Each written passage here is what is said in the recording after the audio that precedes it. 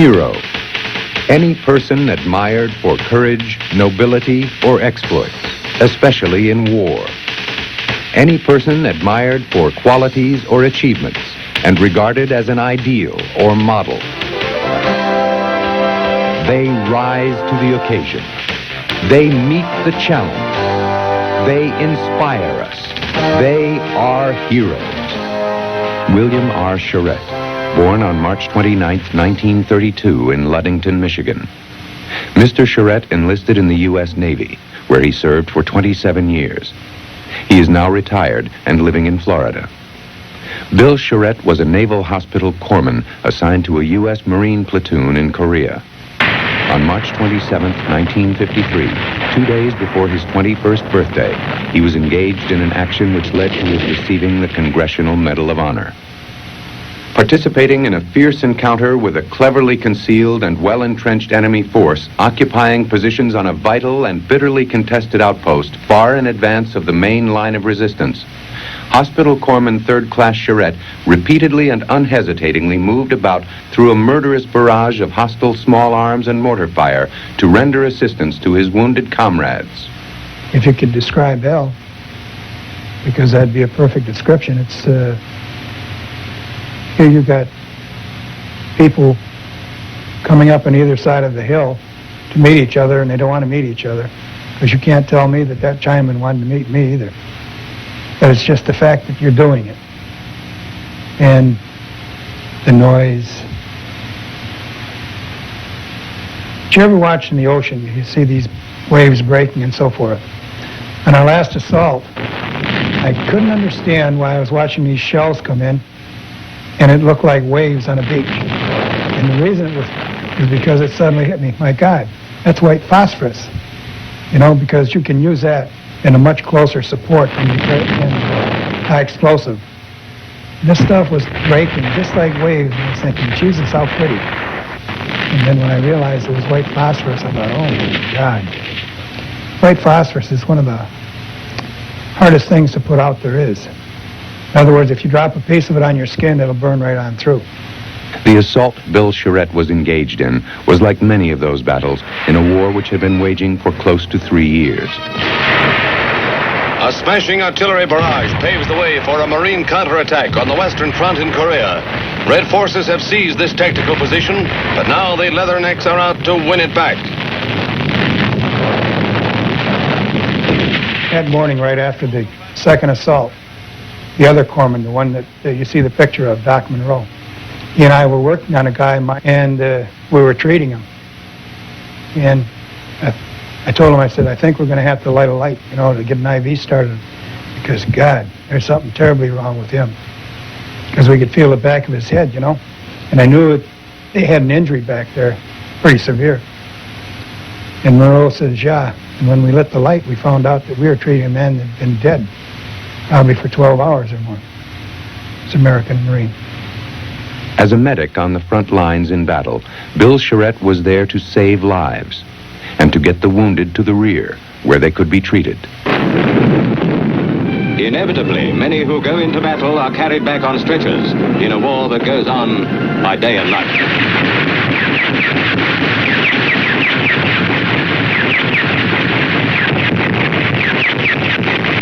It's a tough price the Marines pay for a tough job.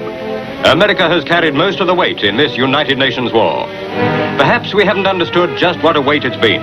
The fortitude and courage of men like these, fighting stubborn delaying actions against enormously superior enemy forces, have given us precious time in which to build a counteroffensive from the south. For the wounded, it's a long, bitter trip back to the nearest hospitals. First along narrow mountain trails with Reds sniping from the heights, then over icy roads. But there's a different spirit now in Korea. They expect it tough. The Marines always bring out their wounded and dead, even if they have to carry them all the way. Small-scale but savage engagements like this have kept the fighting front hot, adding over 40,000 to the UN casualty roster since truce talks began. For more than 3 years, war has raged in Korea, and many there are who will never return.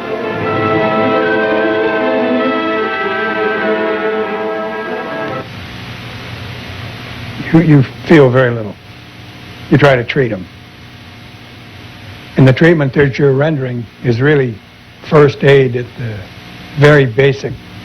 You carry morphine, you carry serum albumin and not too much of that, which is if you figure the guy has to have fluids, you give it to him, knowing that as soon as he gets back, they have to give him more because all it does is draw fluids out. But quite frankly, the treatment you're rendering is just to save life. In recognition of the lives which Bill Charette saved at the risk of his own life, he received the Congressional Medal of Honor. It was presented to him by President Dwight D. Eisenhower on January 12, 1954, in the Oval Office of the White House.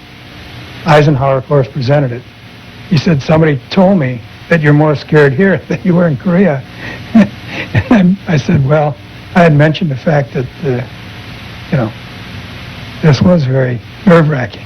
I also remember that I had spent all this time in Korea, and here it was, one day I'm in Korea, 3 days later I'm in Ludington, Michigan, and a couple weeks later I'm in Washington.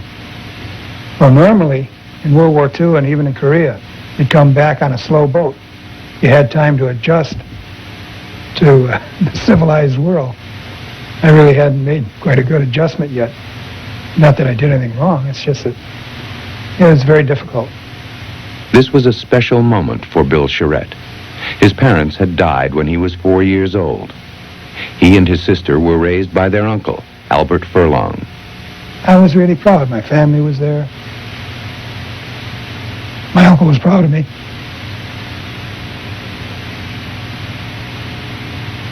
When I was in high school, we had little, like all high school kids, we never really got along all that great.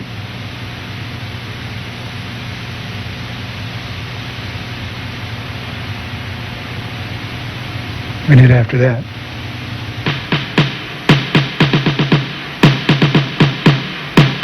Heroes will be back in a moment.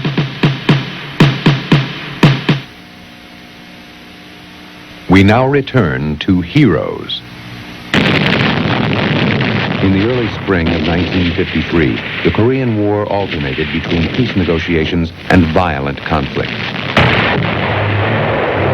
In a sudden flare-up of fighting in Korea, a vicious two-day battle for outposts north of Seoul takes its toll in casualties. A human wave of Chinese Reds hurls itself at Allied positions, but is halted by heroic United Nations defenders who are estimated to have killed 3,000 Reds during the encounter. But the price has been high. We were in reserve the night, I believe, the 27th, when the Marines, or the Chinese tried to take these three outposts, Reno, Carson, and Vegas. They were named those because it was quite a chance anytime you went up there that you're going to get hit. They guarded the main invasion route to Seoul, Korea. And these were outposts. In other words, they put it well in advance of the main line of resistance. Reno and Carson were never retaken. Our job was to try to take Vegas because it held the highest point. And they literally reduced Reno to a pile of nothing by bombing it. Pretty much so for Carson. But Vegas was pretty important. And we started, I'd say, the next morning to retake it. And it, tremendous amount of casualties. Charette had only been in Korea for 3 months when the battle for the Nevada complex was waged. He had volunteered to be a medic with the U.S. Marines. You know, going back to my uncle, when I first told him that I was going into the Marine Corps, he said, quote, "You can't do that, you're in the Navy." I said, well, Marine Corps doesn't have any medical of their own. And I said, right now, I'm stopping off because when I leave here, they'll train me in Pendleton out in California, and then I'll go to Korea with a Marine rifle company. And he couldn't believe it, because he thought I did the safe thing and went into the Navy. And again, when I ended up with this other platoon on the assault, I kept thinking to myself, Jesus, how'd I get here? These aren't even people I know. But again, they're Marines. They're guys that, I'll put it this way, you just do it. We started the assault just at dusk. This is a good time because usually you can zero in your weapons and you start off where you can see and then night falls. Problem was they held the crown of the hill. And what they were doing was they'd simply roll grenades down on us. And since I somehow got up into the forward position with the point team because they had a man hit, when the assault did start, it really got bad because they were simply rolling in grenades. When an enemy grenade landed within a few feet of a Marine he was attending, he immediately threw himself on the stricken man and absorbed the entire concussion of the deadly missile with his own body. He was pretty badly hit. I can recall this. I knew that if he were hit anymore, he'd probably be done in, and I couldn't jump on a grenade. I must confess that I think that if you can lay to the side or protect the people you're treating, you're much better off, because usually a grenade is fatal if you lay on it. If, on the other hand, believe it or not, if you're fairly close, because of the way they come up like that, you can survive it. In my case, I was fortunate. It went into my medical kit, blew it apart. But it wasn't just the one. Geez, there were many of them. They were too numerous to count. They don't go off that fast. You hear the spoon fly. And you know that they're coming in. They had a fighting hole. I'm not trying to be brave. My job is to save people. And that's what I was there for. That's what I tried to do. Although sustaining painful facial wounds and undergoing shock from the intensity of the blast, which ripped the helmet and medical aid kit from his person, Charette resourcefully improvised emergency bandages by tearing off part of his clothing, and gallantly continued to administer medical aid to the wounded. Screams. And the smell of blood and gunpowder. It's something that, God, it's terrible. When I came off the hill, I looked like a butcher. I had so much blood on me. Not my own, but just from the people I treated. It wasn't a very pleasing time, and your mind blanks it out. It really does. 30, 40, it's good. It'd be very close to 40 years. It's over 30-some. And it's just, at first you remember all too vividly. And as time goes by, you alter things. Your mind does it for you.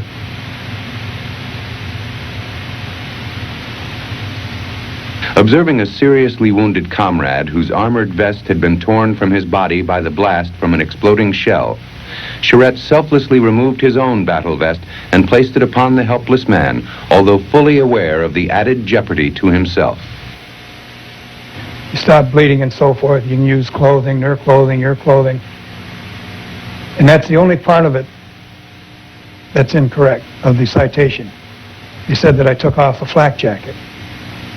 Well, I took off my coat because you treat for shock. You try to keep a guy warm. I had my flak jacket. Everybody had flak jackets. You didn't have to take them off. You could have gotten a number of flak jackets from the wounded around you. If I did take it off, I know I ended up with another one someplace because there were just too many people from a platoon that originally held an outpost that were there dead. It's like I say, it's a long period of, and it was for a day and a half. We were under pretty heavy fire. And I always used to think, my God, when these guys used to make these assaults on these islands in World War II, and this would go on for weeks, what a god-awful experience that had to have been. Just terrible. I think it was about 5 in the morning, though. We had been up there not quite 24 hours, but we had been up for about that long, easy. And we were about 100 yards from the enemy, and they were regrouping, and they were going to begin another assault. But that wouldn't occur for about a half hour. And all I did was think, Jesus, I'm going to lay down and take a nap. I could have cared less about the enemy at that time. I had to cross this open place. This was earlier in the day. and it was under heavy fire. And when we got up there, this friend of mine, he was ready to go across, and he says, "Hey, Doc, this is bad stuff." And I said, "Yeah, I think it was probably about 15, maybe 10 to 15 yards that we had to run across." You know, they show war scenes, and they always show guys being shot, machine guns going, and all that stuff. And I've always felt that, Jesus, that isn't half as bad as being, you know, under shell fire. Because at least there you realize they're trying to do you in. The shell fire is so random. They say you won't hear the one that is going to get you, but you can hear the rest of them. I told you about this open field that we had to cross. I didn't bother to tell you that there was a Marine hanging in the barbed wire that hadn't received a mortar round right on the top of his head. The only thing left was torso on down.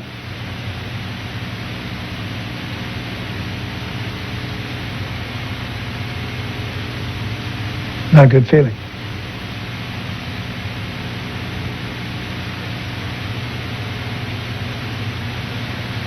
Moving to the side of another casualty who was suffering excruciating pain from a serious leg wound, Charette stood upright in the trench line and exposed himself to a deadly hail of enemy fire in order to lend more effective aid to the victim and to alleviate his anguish while being removed to a position of safety.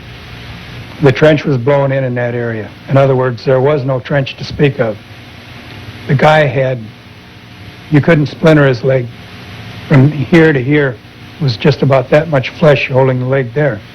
Couldn't cut it off. And we couldn't get him over. In other words, there was no way to get him over. And though I'm fairly heavy set, I wasn't then, and I was much stronger than I am now. I simply picked him up and carried him over. No big thing. And again, at night. And yes, if you've ever been shot at, you know the little zips that go overhead. They aren't flies. By his indomitable courage and inspiring efforts in behalf of his wounded comrades, Charette was directly responsible for saving many lives. Other medics were awarded the Medal of Honor for their actions in the Korean War. But Bill Charette was the only one to survive and to receive his medal. I'm not a rifleman, yet they know push comes to shove, if you have to fire, you will. By the same token, they realize if they get hit and they need a medic, you're going to try to get them, save them.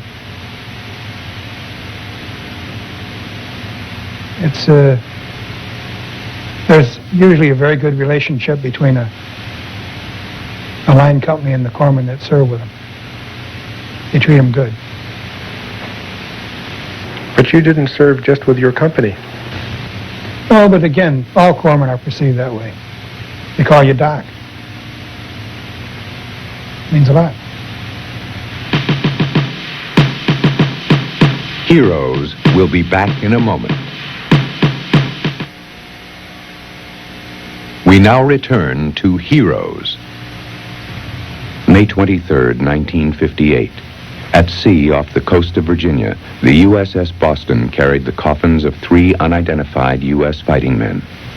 One of the coffins contained the remains of the man already selected to be the unknown soldier for the Korean War.